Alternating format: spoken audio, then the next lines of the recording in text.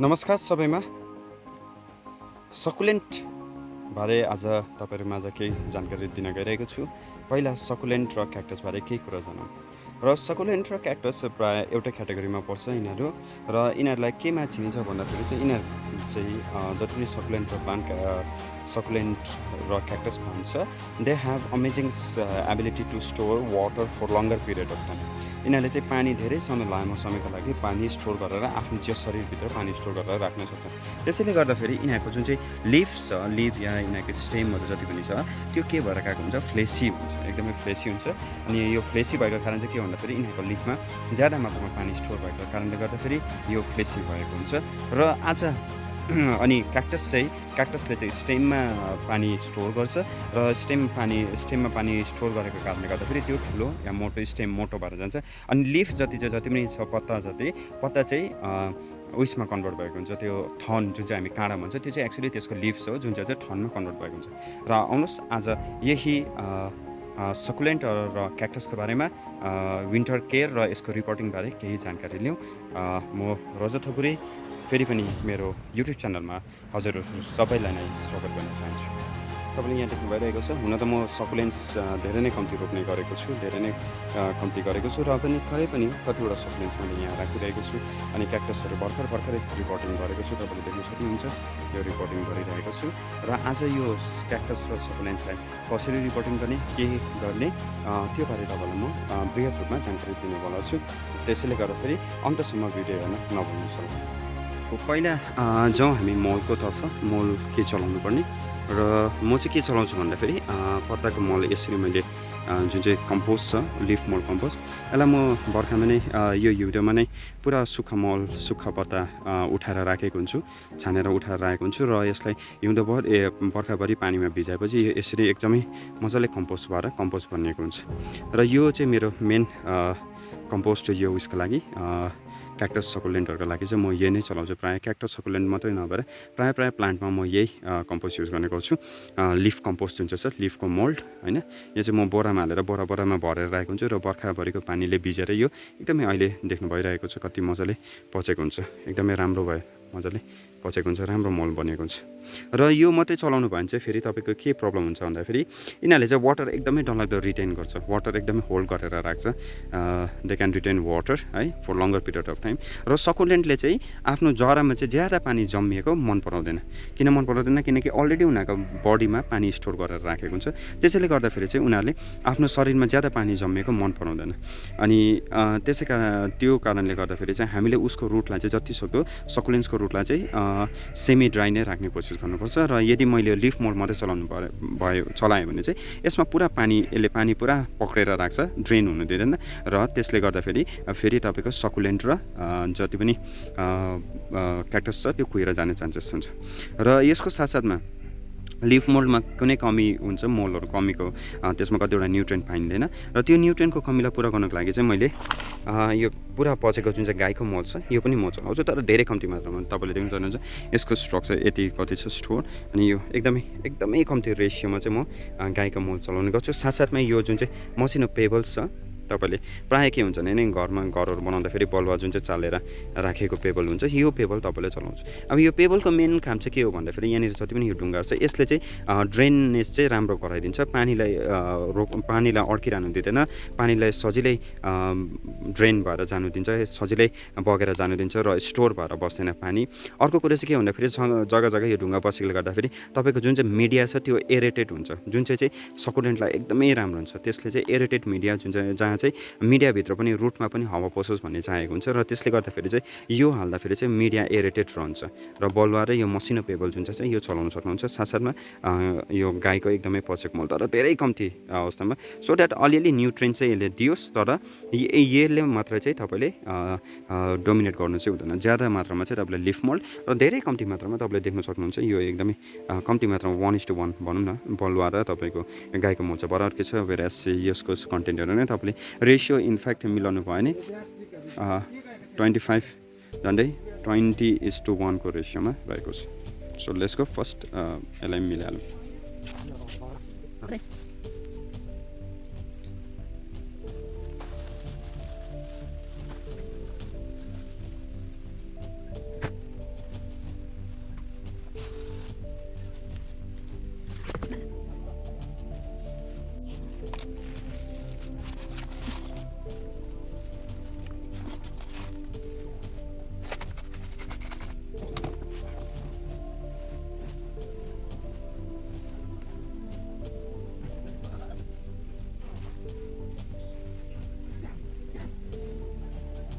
so let me get it.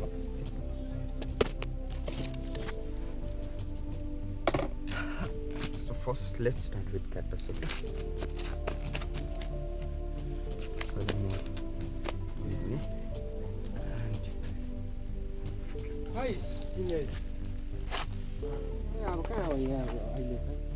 तपाईँ तल गर्नु मलाई होइन हो Okay, so you can see the media out here is totally dried and you can barely see the good media holding. So what you need to do is that you just pick out all of these things.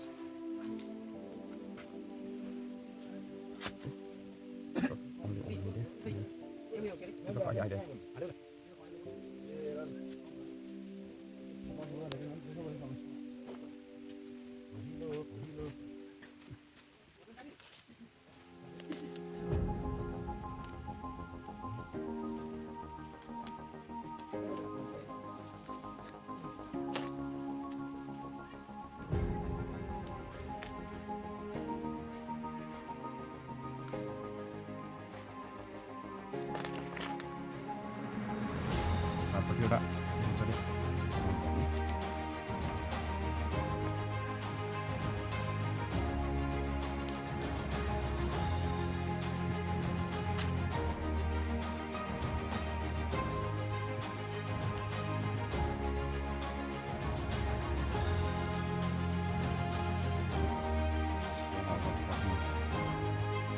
Ready.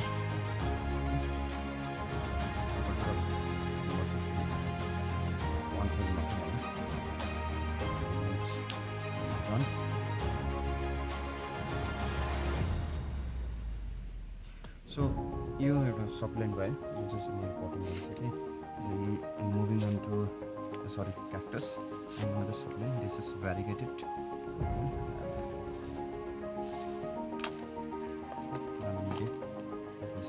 So यसलाई म अलि यत्रोमै गर्न चाहन्छु.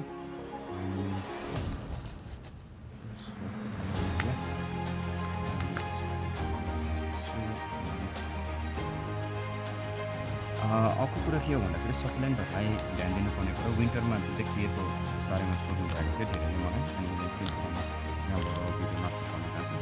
विन्टरमा सकुलेन्टलाई number 1 कुरा के हो भन्दाखेरि यिनीहरूको ट्रान्सपिरेसन रेट एकदमै स्लो हुन्छ, एकदमै कम्ती हुन्छ. तपाईँलाई थाहा छ सकुलेन्टको पत्ता यहाँ ज्यादा हुँदैन या इन्फ्याक्ट क्याक्टसको झन् तपाईँले पत्ता देख्नै हुँदैन.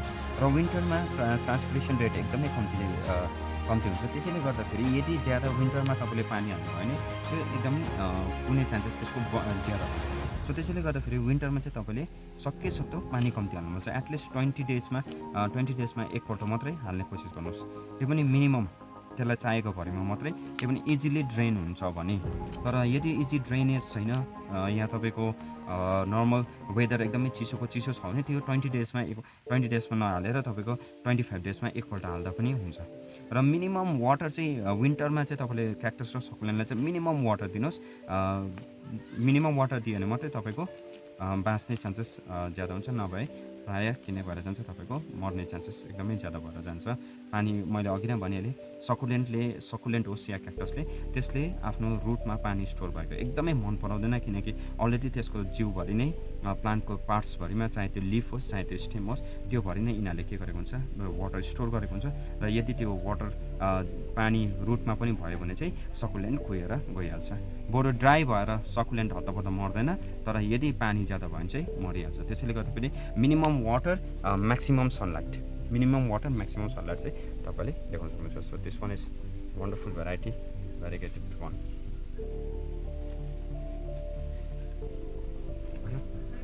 So this is my whelping. It's time for repotting. This is the mother one, and here about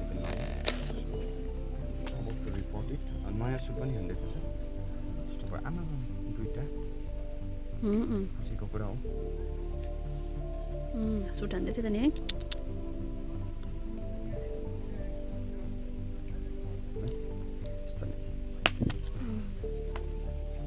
यो बेबी होला. यो सबको प्लान्ट हो. This one is mother. This one is mother. Mother को उच्च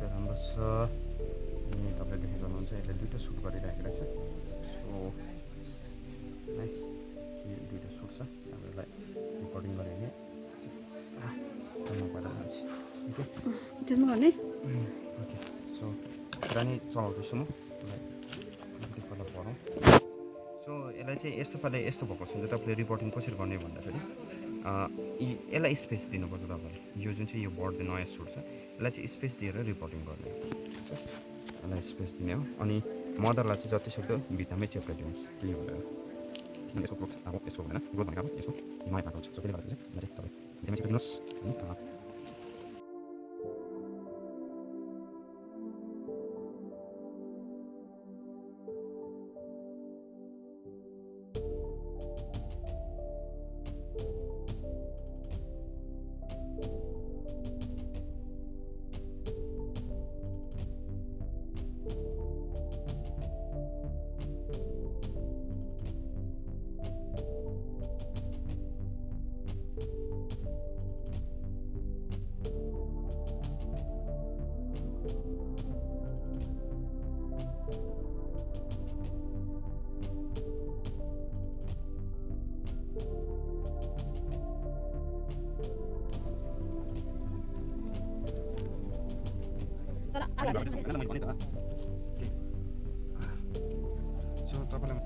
तपाईँलाई मैले यो जुन चाहिँ गाइड भिडियो बनाएको थिएँ यो जुन चाहिँ मैले अघि कम्पोज बनाएँ जुन चाहिँ मैले कम्बिनेसन बनाएँ यो कम्बिनेसन तपाईँले धेरैमा सक्नुहुन्छ तपाईँले क्याक्टस पनि त्यो कम्बिनेसन सकुलेन्टमा है यो वेल फिल्म जुन चाहिँ स्टेज गर्नुहुन्छ साथसाथमा तपाईँले रेक्स बेगोनिया यदि आउनुहुन्छ भने रेक्स बेगोनियामा पनि तपाईँले कम्बिनेसन चलाउन सक्नुहुन्छ तर यसलाई पहिला निकाल्नु पर्ने चिजहरू चाहिँ सकुलेन्टलाई पनि तपाईँले त्यही चलाउन सक्नुहुन्छ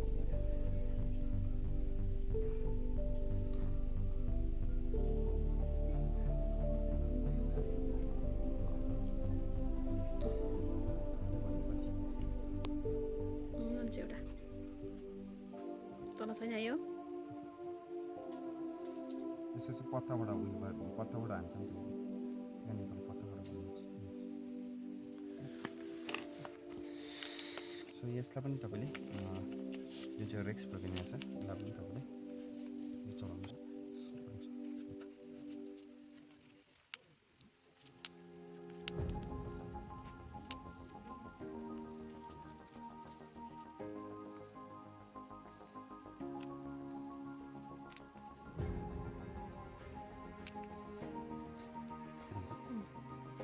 So I have already potted some of the plants. You can see this is the succulent, this is the seedling of, or we can say leaf propagation of Rex begonia. And this is the cactus, Welfin. This one is Sansevieria cylindrica and some of the orchids also. So the combination I made, जुन चाहिँ मैले combination बनाएको थिएँ मलको दबाको combination I made can fit for all of these categories. यो सबै क्याटेगोरीको लागि तपाईँले त्यो अघि मैले जुन चाहिँ मोल्डको कम्बिनेसन लिफ मोल्ड गाईको मोल्ड अनि बलुवाको कम्बिनेसन गरेको थिएँ त्यो कम्बिनेसनले यो सब फुलहरू तपाईँले रोप्न सक्नुहुन्छ र विन्टरमा चाहिँ सकेसम्म कम्ती पानी हाल्ने अनि आफ्नो प्लान्ट्सलाई जोगाउने कोसिस गर्ने so that's how we have potted all the plants, all the cactus and succulents. I hope you like this video. यदि तपाईलाई यो भिडियो मन पर्यो भने तपाईले सोही लाइक कमेन्ट शेयर अनि सब्स्क्राइब गरिदिनु सक्नुहुन्छ मेरो च्यानललाई अनि सके तपाईहरुको थ्रु पनि मलाई हेल्प होस् अलिकति बढेर जाओस् भन्ने आशा गरेको छु सो काइन्डली शेयर सब्स्क्राइब अनि लाइक कमेन्ट गरिदिनु होला र फेरि अर्को भिडियो लिएर तपाईको सामु प्रस्तुत हुने नै छु र त्यो अर्को भिडियोमा तपाईले के चाहनुहुन्छ केमा तपाईलाई म केयर भिडियो बनाइदिनु त्यो बारे मलाई कमेन्टमा तपाईले मेन्सन गर्न सक्नुहुन्छ अनि म त्यसैमाथि भिडियो बनाउने प्रयास गर्नेछु हवस् त सबैजनालाई thank you so much for watching and stay tuned bye by